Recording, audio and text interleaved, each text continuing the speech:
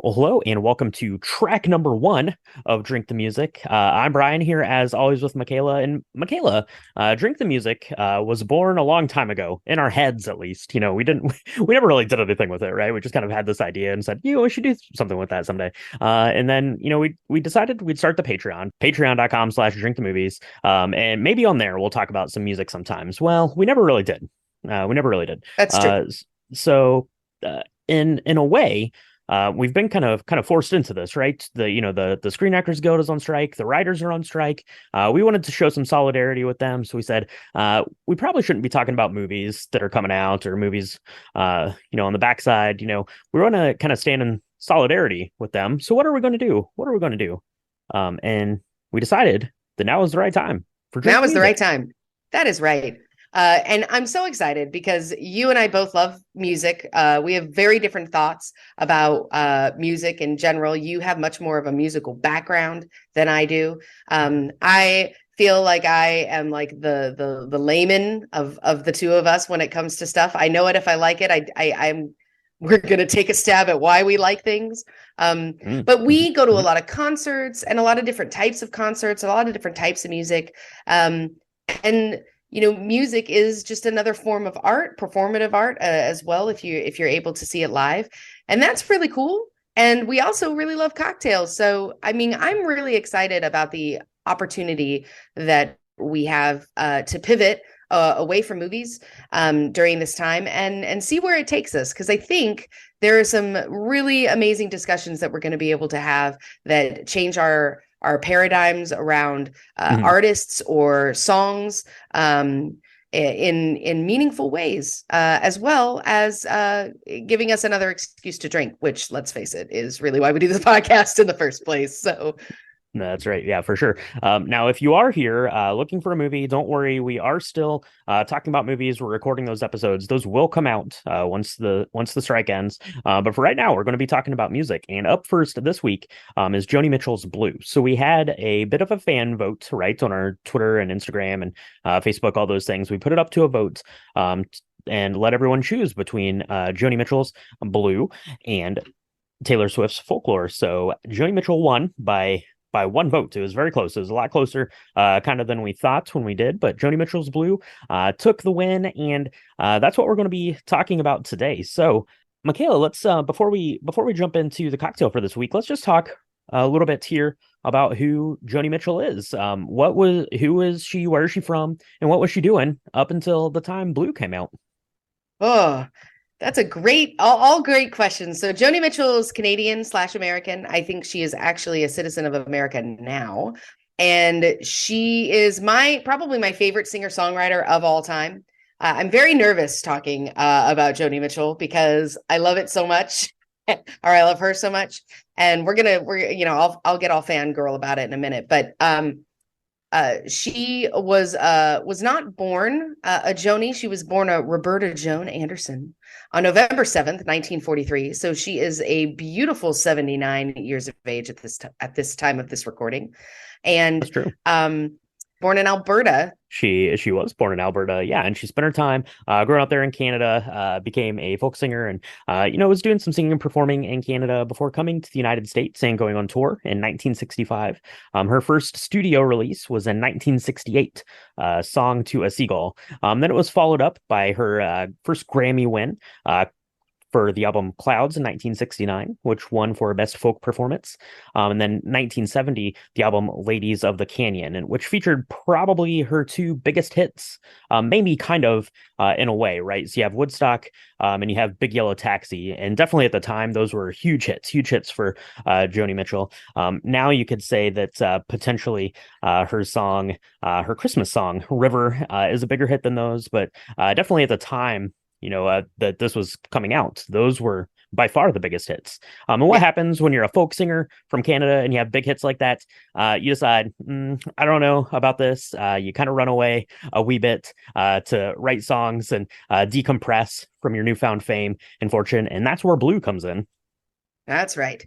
Um, Blue, it was released in June of 1971, and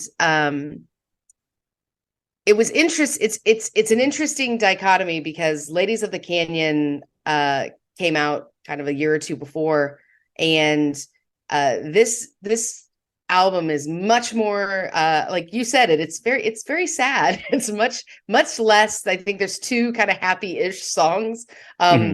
One of which is just basically talking about all the things that she wants. I don't know how happy that really is if you're like, this is what I want, but much more introverted, I think.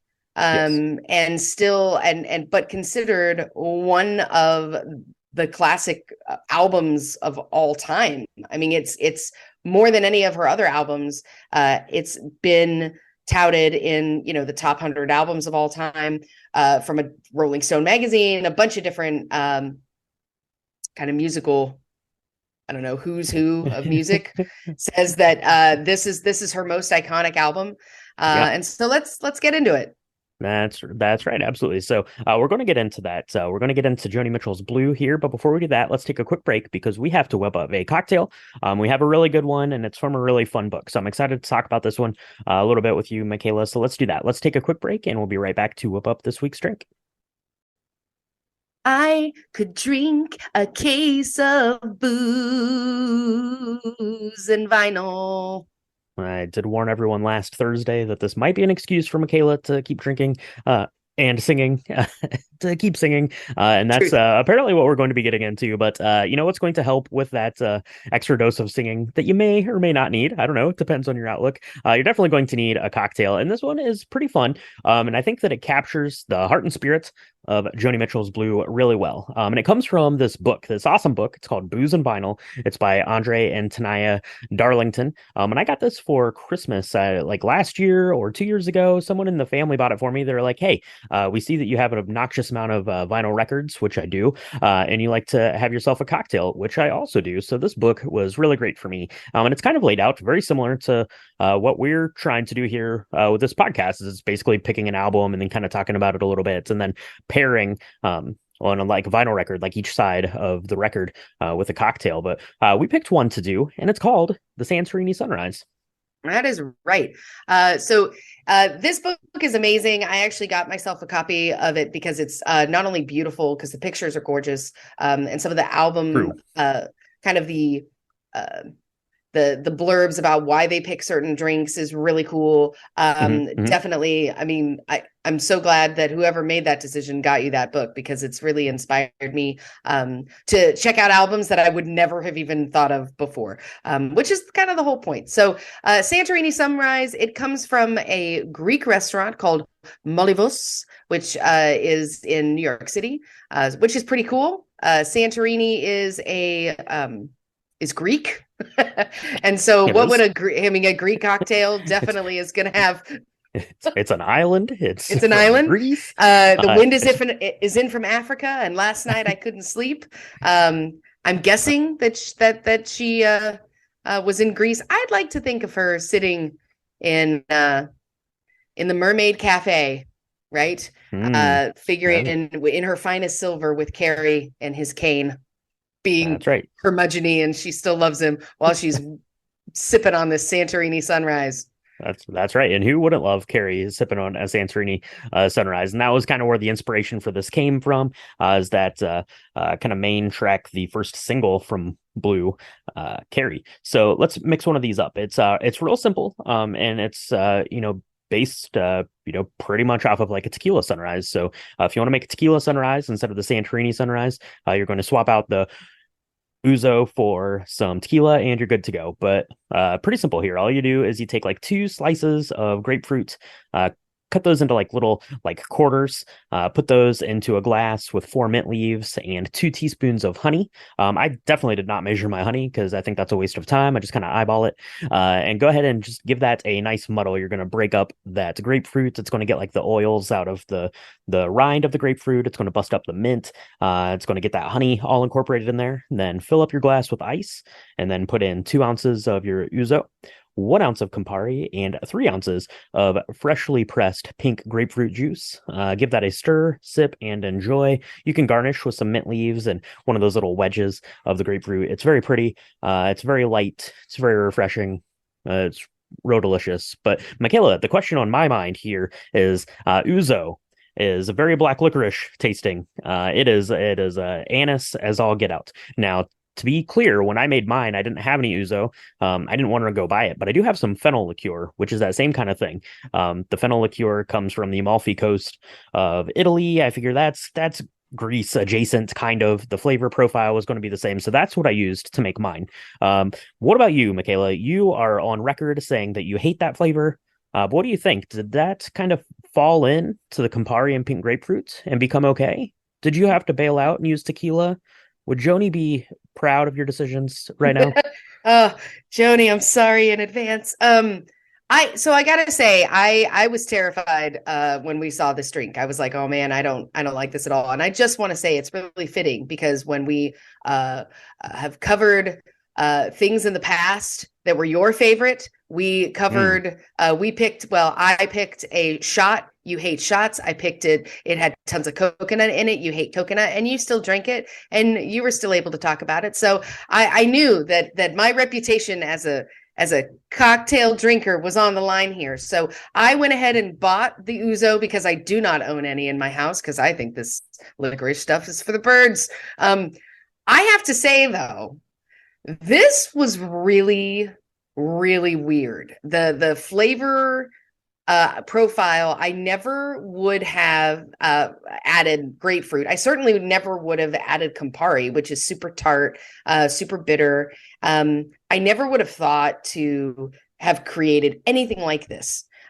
So when you showed me this recipe from that amazing book, Booze and Vinyl by Andrea and Tenaya Darlington, I was very skeptical. And I have to say, it wasn't my favorite drink because I'm not a huge licorice fan. But if you are even a semi fan of licorice, you should make this drink because it is so strange. And it's so Joni Mitchell to me because people will listen to Joni Mitchell and they either immediately think she's amazing or they think she sounds like a dying cat. And that's basically people's approach, I think, to this drink is I looked at it and thought, I'm going to hate this thing. And then I took a sip. And the more I sipped, the more I found the layers of the flavor within this that really are very acquired tastes on their own. But it doesn't just taste like grapefruit, and it doesn't just taste like Campari, and it certainly doesn't just taste like licorice. It's really special and inspired. And I'm really glad that you brought this to my attention because I don't know if I would drink this all the time, but I definitely really enjoyed it. A few of these while I was listening to the Blue album for the purpose of the podcast. Yeah, absolutely. It was really nice. And it felt like a very I compared it kind of like to tequila sunrise, which is tequila and orange juice, a little bit of grenadine to give you that blush. But here you're getting that blush from, kind of the grapefruit and that Campari, then the licorice from the ouzo. But the way that the bitterness works in the Campari, it pulls in the anise notes of the ouzo like just enough that you're just getting little trickles of them just over the top. It's like Joni speaking to you through your speakers there. So this one was really good. I liked it a lot. So this would be a really nice brunch cocktail, I think, if you're doing that and listening to your favorite album and talking about life and love and love's lost.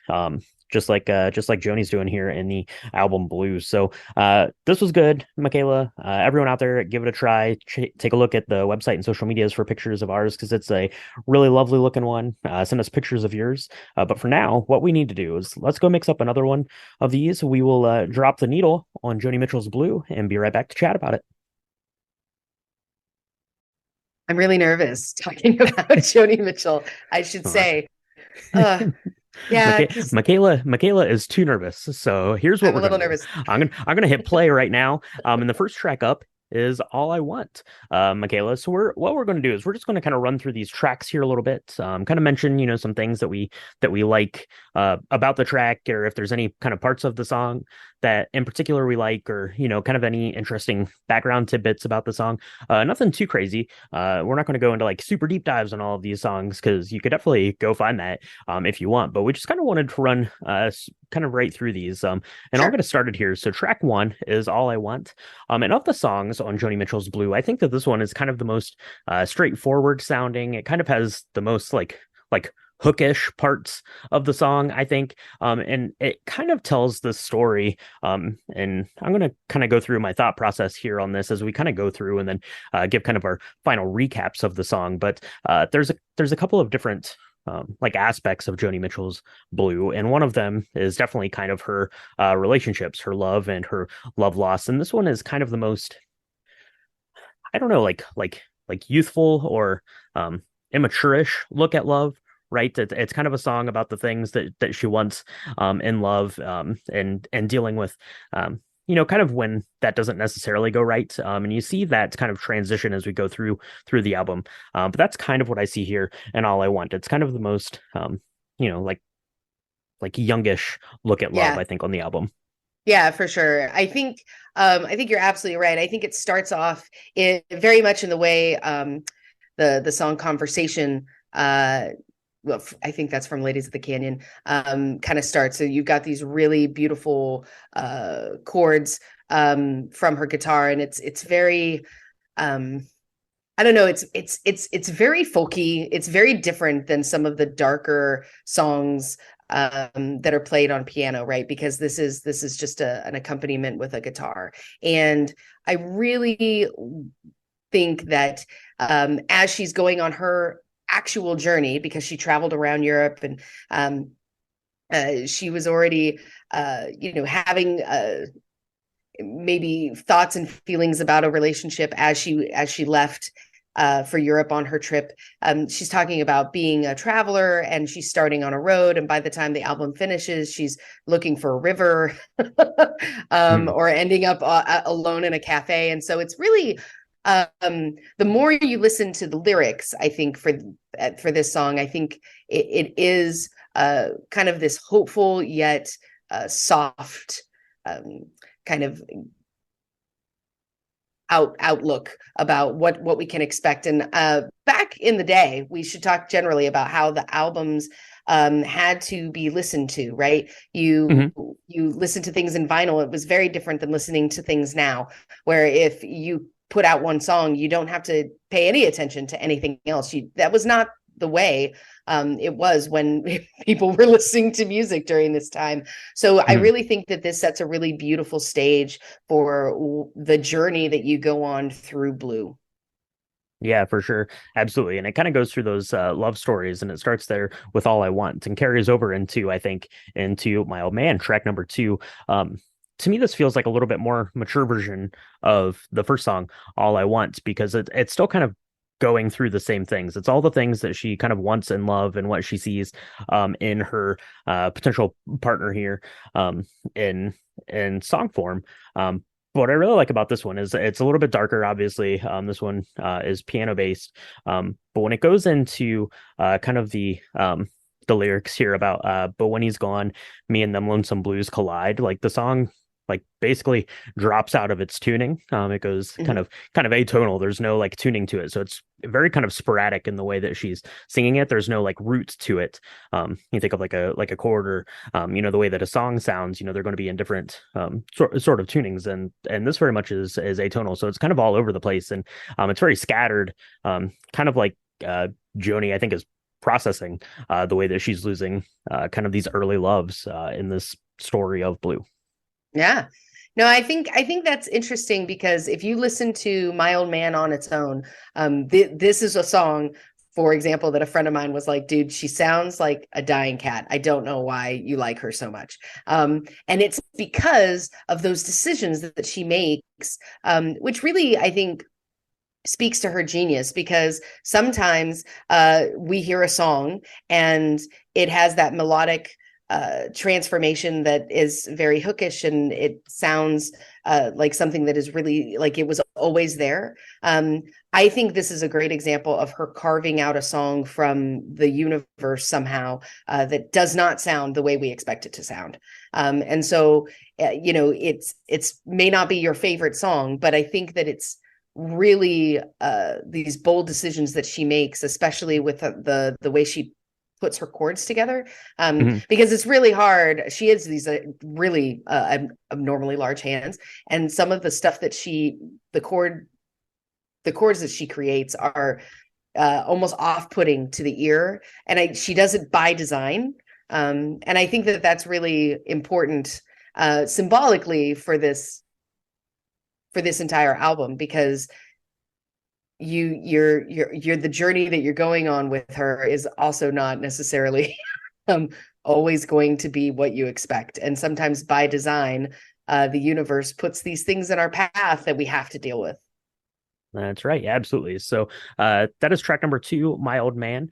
We kind of go from this love story and transition into a really kind of personal tale here for Joni Mitchell before we get into kind of the travelogue almost portion of the album. But track number three, Little Green. This song was written in 1966. She wrote it after giving her daughter up for adoption. She was a poor, struggling artist and decided that that was no place to raise a child and gave her up for adoption, wrote the song Little Green.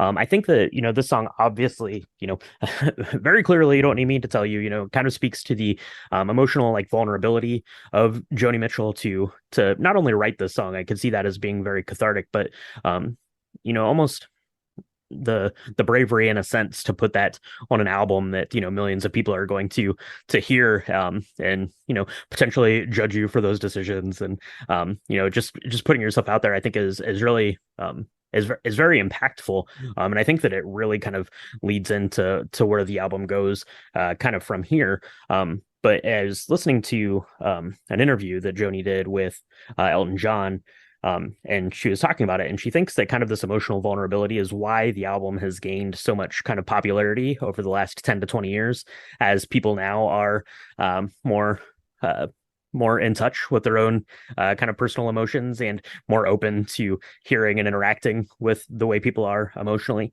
She says when the album came out, and we'll get into kind of the plaudits that it didn't garner. It's really only been kind of in this last like 10 to 20 years where it's really kind of gained this foothold as one of these all-time genius works of art. And she says that that's probably why, right? Because people are more in touch with their own emotions now.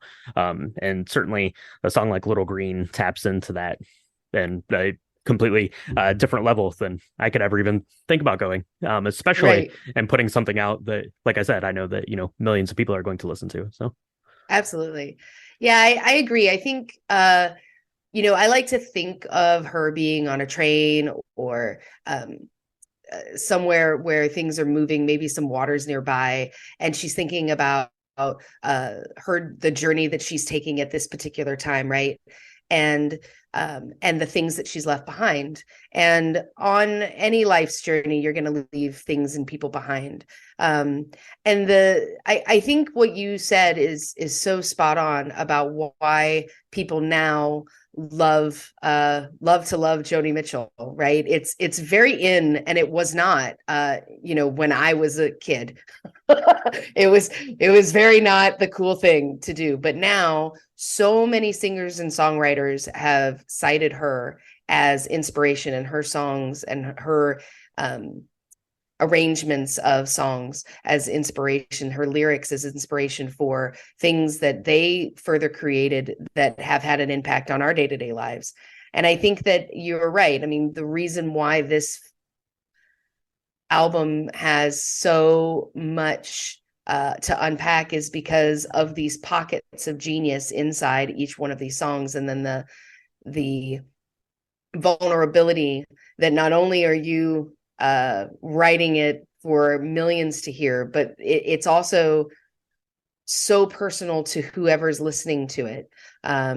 And so if you're not in that position, right, like you're a man, so you didn't have to give up, you didn't give birth to a baby and have to give him up or anything like that, right? But you probably, I don't want to speak for you, but I think like my own father, he loves this song because he has he's got his own little green that he has left right somewhere, mhm. or whether it was a kid, probably not, but like a like a relationship or a best friend or something that you had to give up in order to go be who you ultimately became. And that just really resonated more now as we become more emotional human beings and more evolved. Hmm. Yeah, for sure. Absolutely. And I think that it is really kind of telling in where she put this in the album. Here, track three, Little Green, which leads into Carrie, which is track four, is the first single off of the album. It's a song that's basically, telling the tale of her, basically uh, quote unquote kind of running away right from her own stardom, and going to Europe and going to Greece and kind of settling down into you kind of this group of people to live life and relax and get away from what it meant to kind of then at that point be Joni Mitchell. She just has her third album, those two big huge hits came out, and I think that it's probably very introspective. I don't really want to speak for Joni Mitchell, but I would have to think under the circumstances of giving a child up for adoption because you're a poor starving artist, and then all of a sudden you've hit it, and how are you thinking about that? And I think that it's really interesting that it leads into the song Carrie, which is definitely the most fun. It's the most upbeat of the songs on this album. It's the only song on the album that has some backing vocals to it, which I think is kind of interesting, and really it's kind of serving as this narration piece of Joni Mitchell's life at the time that Blue is being written and going to be recorded. And it's part of kind of this like travel log section that you have with Joni Mitchell of her leaving, Canada, Mm-hmm. America, going to Europe, and then California with her kind of returning. So I think they're kind of neat bookends then on that sense. Yeah, for sure. I mean, the idea of escaping and getting away and then realizing that, it's time to go home. I think that there's a lot of sense of there's two main things I think in this song. There's the sense of homecoming where it's at the end of the day, she's used to that clean white living and her fancy French cologne. Like she's had a really good time kind of going off and in this cavern, and apparently she went off and lived in a commune in a cave in Greece somewhere for a little while. Mm-hmm. And so maybe that she's like, my fingernails are filthy, I'm ready to go. But I think that idea of paired with hey, I've got more to do, I'm not done, and I need to go, and also I love that Carrie himself seems like this really curmudgeony old guy. Like he's got a cane, he's mean, she says, but she likes him. She likes him anyway. And how you could like somebody that is still maybe not the most lovable Care Bear on the planet. And I really that really resonated with me hearing this as a kid, because this was probably one of the most approachable songs that I grew up listening to on this album in like Mm-hmm. my late, I guess, early teens, because I hadn't experienced the depth of loss in love or family at that point, right? So Carrie it was like this really good time where the imagery is really rich, and you're able to kind of see this dichotomy of being in this mermaid cafe, and we're going to have some wine and it's going to be fine. But tomorrow I'm going to go home because I need to do that. Mm-hmm. Yeah, and it has kind of the most quote unquote like folk song feel of then all of the songs, because it's telling you this story, For which is sure. something you sort of kind of identify with in folk music, where it's telling you an actual story as opposed to looking introspectively at yourself, which isn't necessarily something that you know uh, associate with folk music in that same way. So that is Carrie. And then we go to the fifth track here, the title track, Blue. So this apparently was written kind of right after her breakup with James Taylor. This is probably my favorite piano piece of the album. It's very beautiful. And you kind of go in through these lyrics. And it's going into the section where it says, we did all of this stuff, and we did lots of there was needles, guns, and grass, acid, booze, and ass, and there were lots of laughs. But during the laughs, like it slows down, like the song comes almost to a complete dead stop as she's going through that line of music before picking it back up.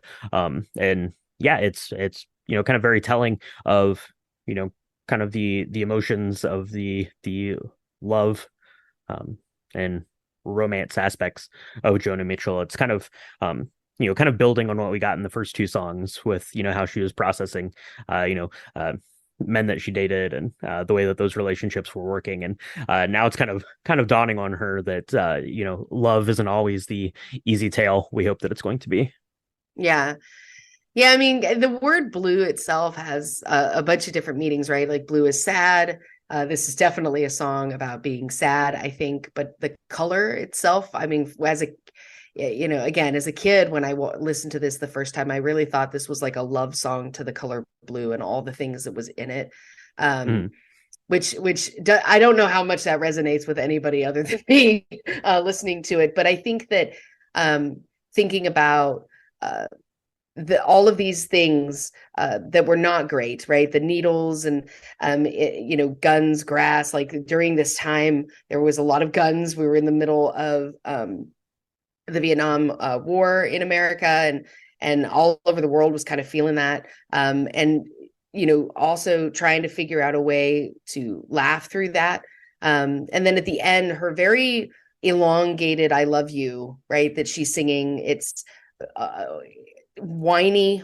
I don't know how, like it's very like an opine that is heartbeating if It's very pained feeling. pained, that's the word. Like it's just, and it doesn't die. It just continues to go on. Her lungs must be the size of the Titanic. I mean, it's insane for her to be able to hold it out. But it's just like this shell of how she's feeling, and it so many people have said, that I've talked to about Joni Mitchell in general, because she's one of my favorite artists to ever talk about. They love this song because it's different to everybody on what it Mhm. is. My dad, who's the person who showed me Joni Mitchell, Daddy, I love you, thank you. He always thought that this was really about God, Mhm. which was very strange to me hearing it, but then re-listening to it with that in mind really adds just another layer. And I think that's one of the reasons why it's done so well. And it's smack dab in the middle of the album, which was I don't know that if that was her choice or who made those decisions. I feel like it was a kind of a marketing ploy because she had to listen to the whole album instead of finding it somehow without scratching your record. I don't know. That, that's right. Yeah, that's how albums work, and it is the title track, so it's going to end up on side one of your vinyl record for sure. But speaking of vinyl records, if that's how you're listening to it, we're on a bit of a break because this is where the record stops, and you have to stop and flip it over. So go ahead and do that while we talk about just this album from kind of a commercial standpoint, I guess. So, Michaela, Joni Mitchell's Blue, it won no awards, was nominated for no awards, which is often, if you look at, kind of any top list of music or, albums, songs, films, stuff like that. A lot of times things that are really truly genius aren't appreciated in their own time because it's very kind of different and people don't know how to categorize it as such, and it really takes kind of the vision of some time for it to come into clarity as being this work of genius. So this came out, like I said, it was right on the tail end of her two biggest hits, a Grammy Award for her second album, the two big singles, Big Yellow Taxi and um Woodstock. On a side note, did not perform at Woodstock, but did write the song Woodstock. This peaked at number 15 on the Billboard 200, which isn't too bad. And then the single Carrie, the first single off the album, peaked at number 93 on the Hot 100 chart. But the album has since gone on to be certified as platinum. And if you look at top lists of, top albums of all time, it's always going to be near the top. Rolling Stone's first top 500 albums of all time list in 2012 had it rated as the 30th best album of all time. And then the revision to that in 2020 had it all the way up to third. And there are two songs from the album that have made the Rolling Stone top 500 songs of all time. River, that Christmas almost staple now, is 247th, and A Case of You is all the way up the 26th best song of all time. So that's kind of some tidbits about the album specifically. But Michaela, I know this was the one you brought up. As we were kind of getting in here, you are a wee bit taken aback, nervous to talk about Joni Mitchell. How do you talk about someone as brilliant and genius as Joni Mitchell? All the interviews, Joni Mitchell seems like she's awesome. Like she seems like she'd be really fun to talk to on a side note. But what is it about Joni Mitchell? When did you start listening to Joni? When did you listen to this album the first time? Any other favorite songs from her? Or what can you tell me about Joni Mitchell and how it relates to the life of Michaela? So in June of 1994, I went to a little town called Hoquiam, Washington. It's about I don't know, 3 towns away from Forks. And if you know Forks, it's because you watched the Twilight series. Mm. So Hoquiam is this little town. I went there for 6 weeks to visit my mom. And my dad, I didn't take any records with me because we didn't have a record player, I don't think, but at my mom's house. But he did give me like a suitcase, literally a suitcase full of tapes. And he was like, look, you're gonna have a lot of time on your hands, read some good books, listen to some good music. And he put Joni Mitchell, he put Ladies of the Canyon and Blue in and he had taped them for me on his tape deck, which I think is illegal, but it was years ago and it's fine. And so the first time I really got into her music, I was lonely by myself in a town that I knew no one. I had literally no friends. I'd been bullied quite a bit the year before for being really chubby. So I had worked on losing a bunch of weight and I didn't know what to do with myself that summer at all. My mom was working a lot. And so all I did was listen to Joni Mitchell and write poetry about a boy named Adrian, who I was totally in love with at the time. So this Joni Mitchell is she's very much my savior because I really had no idea what to do with myself. And my parents were separated. I had a really rough relationship with my mom.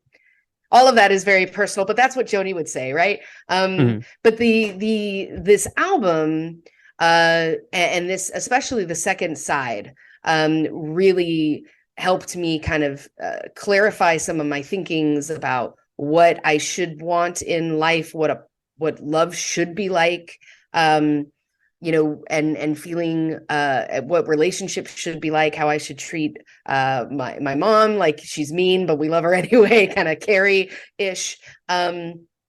And so I am very nervous to talk about Joni Mitchell because I want to do her justice. And I think so many people have this feeling, and she's so cool about it in all the interviews and things that I've seen where she's given concerts and stuff. She's very just down to earth and She's very open and yeah, gracious about all the stuff. If you right. go to her website, which is jonimitchell.com, like she has like just like archives of all the stuff like about her songs and all of the interviews that she gave about them. She has like if you go to like any like in particular song, like you just I don't know, you type in Blue and pull it up and it'll show all of the people that have ever done covers of it. It's amazing. Like I said, she seems like the most like gracious and kind of down to earth person in dealing with your genius. Sometimes you think of geniuses and they're weird or live in like their their castle out in the middle of an island on the ocean. But Joni Mitchell seems I don't know, like a practical genius, I guess. Yeah.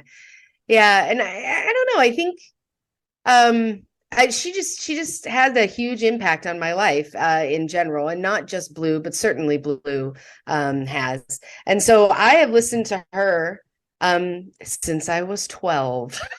Long story short, Brian, I've been listening to her since I was 12, pretty religiously, probably before that, but I didn't really have any idea what I was Mm. listening to before then. And so now, I mean, some of my favorite singer-songwriters in their liner notes and their acknowledgments, people thank Joni Mitchell all the time. She's often revered as one of the best songwriters of all time.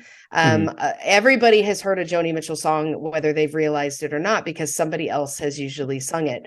That's And right. I think that that's really special because she doesn't take herself so seriously. Like you said, if you go on her website or people are remake a cover of her music. And she's very sweet and gracious about that. I've never heard her talk down about anybody else's version of her stuff, which I think is really special, because it's a sign of copycatting or doing something is just another sign of adoration and admiration, and she sees it for what it is. And I think that's really special as an artist in general. Yeah, absolutely. So, all right, Michaela. Well, you said that you've been listening to Joni Mitchell since you were 12 years old. When you were 12, you couldn't, but now you're older, so you can have another Santorini Sunrise. I'm going to Yeah. whip us up another one, and let's get into side two of Joni Mitchell's Blue. And we are starting off with California. This is a song about going home, but it's interesting, I think, because we have her song about her leaving home, and now we have the song about her going back home. But home has changed. There's kind of this section of the song where it talks about kind of home has changed now. There's been bloody changes, and talking about the way that the U.S. had responded to like give peace a chance in the war. So it's kind of looking at going home, going back to California as a place that has changed. And then you've also changed, right? She keeps repeating the lines, "Take me as I am," right? Because she's a different person now that she's had her hits and left, and is coming back. So this is a really really great song. I think that this one's a little bit more kind of upbeat and kind of in that same storytelling vein that that Carrie was in. So I really like this as kind of the counterpoint to that song. You have the song about leaving, and now you have the song about coming back. Yep. Totally agree. I mean, I think especially when she's, everybody wants to go home, and there's that old adage, you can't go home because you have changed, not necessarily the home has changed. But again, this one's very folky. I love the guitar accompaniment to it. I love the way the lyrics kind of roll off. They're very they're kind of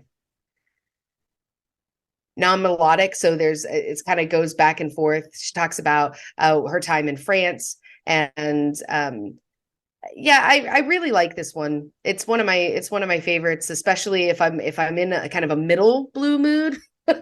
Right, Okay, because okay. we have only one high song. We have like some mid songs, and the rest are kind of on the lower mood elevator, as it were. And so anytime I'm going to California, I always play this on the plane on the way.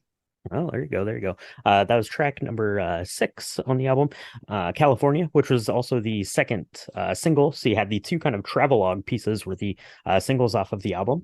And this goes into song number 7, This Flight Tonight. This song apparently was written about kind of her going separate ways from James Taylor.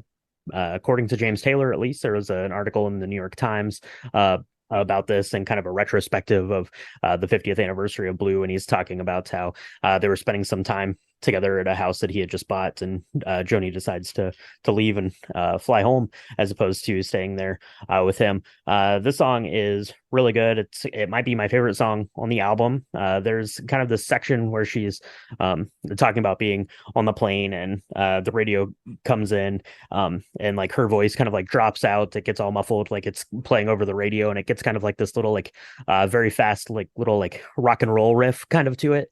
It's really neat. It kind of comes like out of nowhere in this very folk centric, beautiful pianos and dulcimers and the rest of this album, and then it just has like this little like slick guitar riff right in the middle of it. It is really cool. Yeah, no, totally. It's interesting to hear the backstory behind that, because I do think that this is like a happy ending song versus Blue. And if the idea is that Blue was also about her love of James Taylor and kind of that falling apart. I don't know if that's actually true or not, but having the idea that you have these really deep feelings of like sadness and feeling like you're completely lost and alone, mixed with this, hey, it was fun while it lasts kind of thing, and I hope the next time we see each other, I hope everything's better. I hope your car is okay. I hope all the things that have been bothering you are good. And just kind of wishing someone well on your way on your way away on a plane. Right? That's right. Absolutely. Absolutely. So that is This Flight Tonight, and it is followed up by track number 8, which is River. As I mentioned, it's the 247th best song, according to Rolling Stone in their most recent publication of that. And now it's a Christmas time staple. Growing up, I don't ever remember hearing this song that much. It seems like it's been mostly like in the last 10 years. And apparently this is like one of the most covered Christmas songs of at least of like the new Christmas classic, which is kind of weird to think about that it kind of sprouted up out of nowhere and it's gotten so many covers. And again, you can go to Joni Mitchell's website and it'll tell you like all of the different covers of it, which is pretty great. It's got the notes of like jingle bells kind of to start the song and to end the song, and a few times it's sprinkled in kind of throughout. And I really like this is a sad Christmas song because Christmas songs by and large are happy, and Christmas is happy, but not all the time and not for everyone. So I think it's pretty neat to have kind of a sad Christmas song. And apparently she wrote this while spending time with James Taylor when he was doing his Carolina recordings. So they were in like Chapel Hill, North Carolina. So basically, this is like a song about our own Christmases here on Drink the Music, Michaela. So good job there. It does say something that she could skate away on a river. You can't do that here in North Carolina. Too warm, Joni. Maybe she was thinking about back home in Canada. I don't know, but yeah, it's a Christmas song. If you don't know any of these songs, if you say I don't know any Joni Mitchell songs, that's not true. You know this one. You do. You absolutely do. There was a painting she saw. She said that was the inspiration for skating away on a river, and I can't remember what the painting was, but it was this painting of a little girl who's literally skating down a river. And she was like, that sounds amazing. I think this is one of my favorite. I mean, it's one of a lot of people's favorite Joni Mitchell songs because of its popularity. I think that she's so self-effacing in this, and that leaves a real endearing quality to it as well, where she says that she's done this, she's lost somebody, and this, because she's selfish and she's sad and she's really hard to be with and she's hard to love, and I definitely have felt that within my soul, and feeling like this other person has been really amazing, and there's a little bit of adultness in it where it's not her lyrics aren't explicit, but there's definitely some adultness to this one about him, being weak in the knees because someone's loved you a lot. And, as a teenager, that was really awesome because it was not overtly explicit and gross or anything. It was just, but there was definitely this illusion or this alluding to being an adult and having a really amazing relationship emotionally as well as physically, and then screwing that up and how you screw it up. And then at Christmas time, when everybody else seems to be happy, you're feeling awful and alone, and you just want to get away. And I think even people who are in relationships sometimes feel this way, which might speak to the popularity of it, of this song, and how it is like the number one covered song of all Joni Mitchell songs. Yeah, exactly. So that is track number 8, River. And we go into track number 9, A Case of You. I really like the song, A Case of You here. I believe, yeah, it's the number 26 song all time, according to Rolling Stone. So good job, A Case of You. I really like this. A Case of You seems to me like it's the song that you write after you write My Old Man, and you live through that relationship. You basically get to the point in your own kind of life where you get to the song of A Case of You, where she says, if you want me, I'll be at the bar, right? She's done waiting around. She's taking some agency over her love life, and it's kind of the like the fifth piece on this kind of love arc, I guess, that she's written for herself in Blue, and I like it. I like it a lot. Like I said, as kind of a counterpoint to My Old Man, right? In that song, she's talking about all the reasons that she loves this guy and will put up with him because it's you're someone that I love, and then you get to this point, and it's like I do love you, but I'm done putting up with you. And yeah, it's a gorgeous song for sure. Yeah, I mean, this is probably my, I don't want to say my favorite because they're all my favorite. Man, there's so much we could talk about this song for 30 minutes. And I know I promised I would try to be brief. I think some of these are the most beautiful lyrics that I've ever seen or heard when, talking about our love getting lost and being as constant as a northern star. And then she's like, well, where's that at? I mean, I'll be at the bar. And this idea of love and what is love actually, and love is touching souls. I love that line. And I get made fun a lot because I tell people I love them all the time, and it makes some people uncomfortable, and I'm sorry for that. But I really do love you, because if love truly is touching souls, then surely you've touched mine, right? And it's just amazing when you love somebody, even if you're not in a romantic relationship, if it's just friendship or families, but part of them becomes part of you, and sometimes they pour out of you, just like in these lyrics, and it's so amazing. And likening it to the religious aspect, right, of being like, you're in my blood like this holy wine.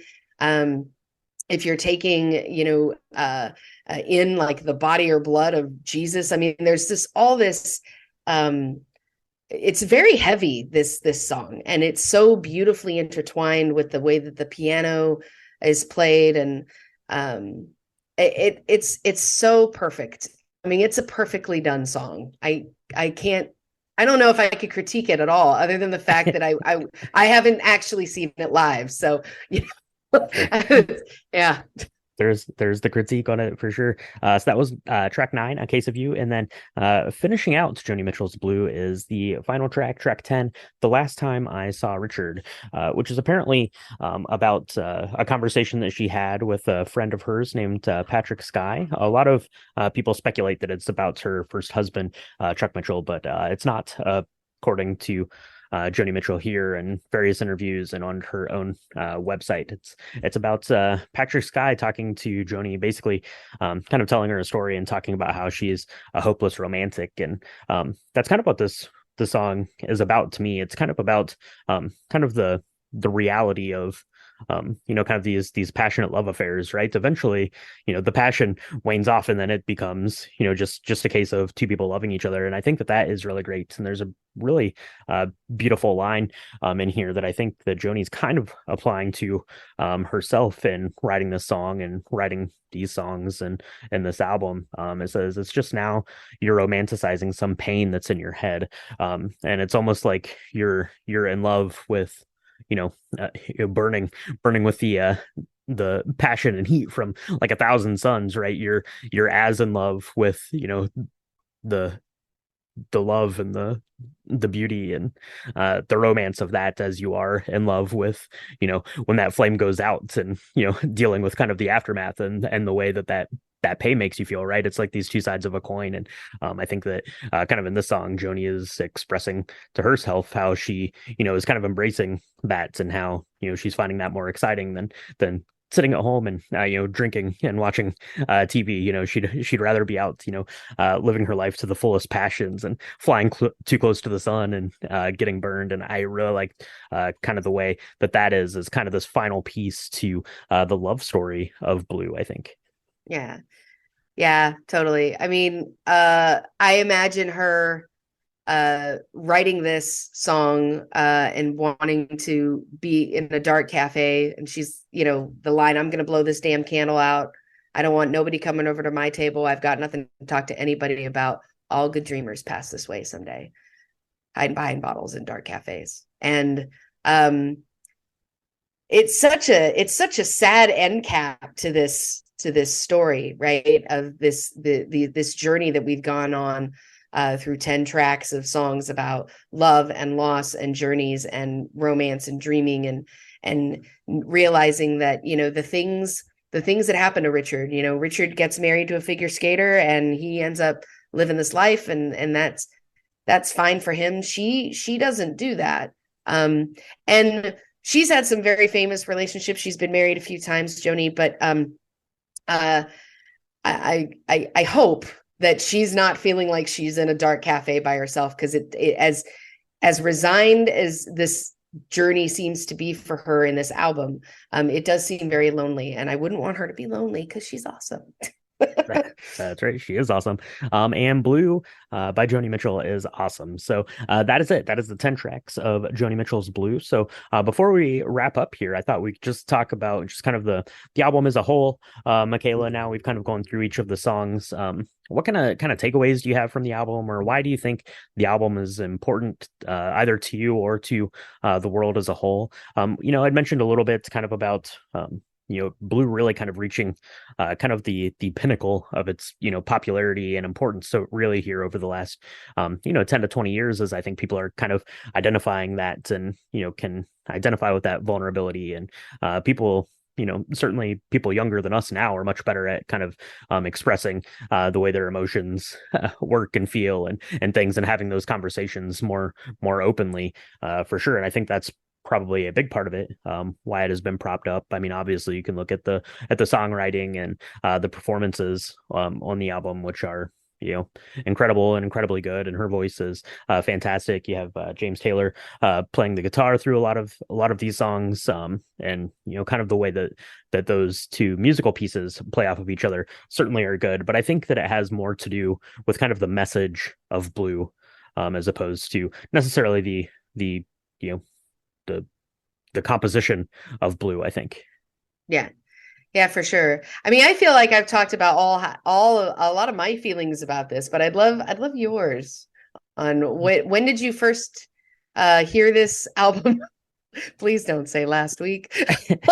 I listened to it last week. No, I've listened to this album a couple of times. And certainly it was not something that was on my radar really in kind of a sense. And I'm a big fan of folk music.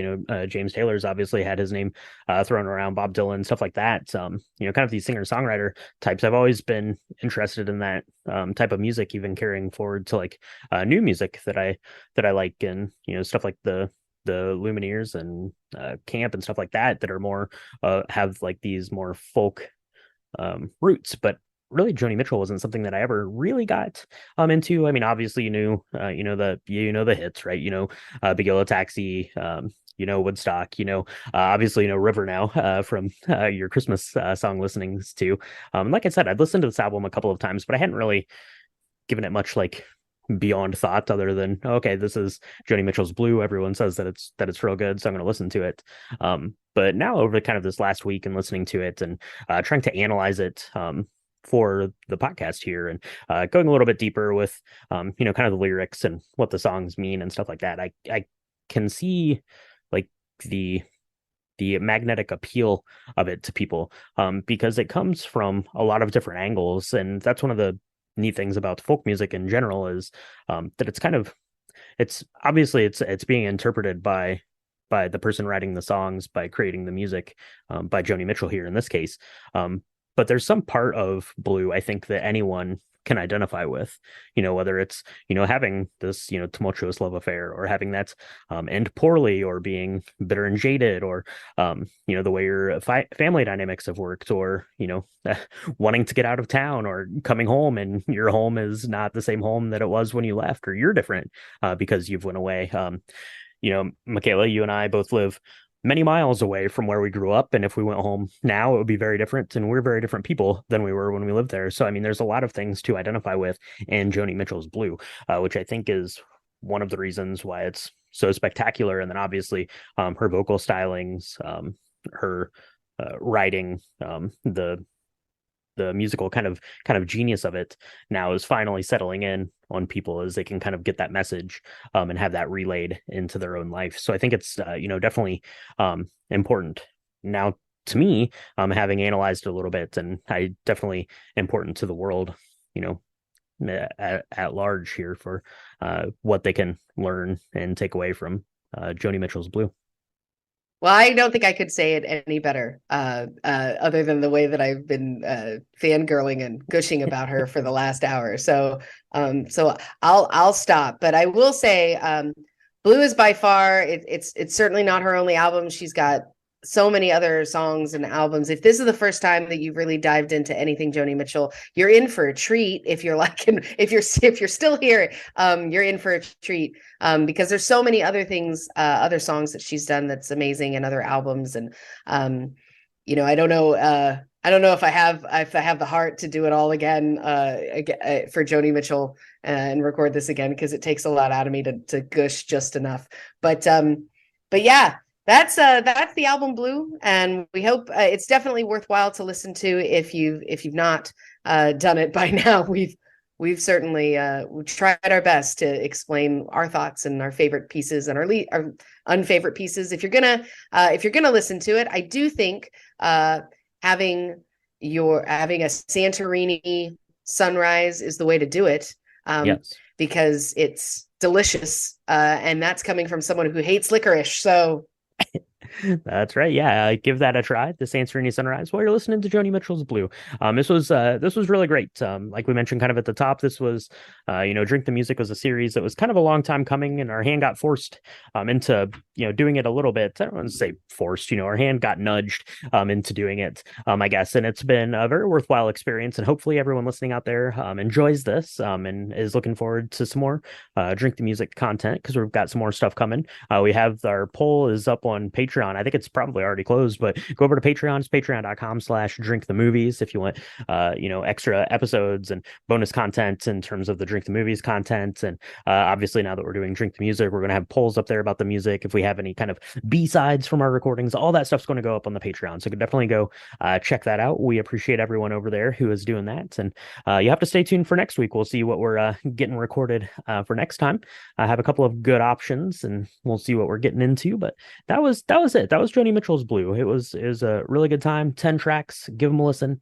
Make yourself up a Santorini sunrise. And Michaela, if people want to send us in pictures of their Santorini sunrise, if they want to send us in pictures of themselves listening to Blue by Joni Mitchell, or singing their favorite Joni Mitchell, if you're singing like karaoke of Joni Mitchell, send us a video of that. We definitely want to see that. I definitely do. Not Michaela. Don't send me yours, Michaela, because I know you probably were doing it all weekend for sure. But anyone out there listening, if you do send that would be amazing, for sure. So do that on our social medias. It's Instagram and Threads at Drink the Movies, and on Facebook.com/Drink the Movies. The website is www.drinkthemovies.com.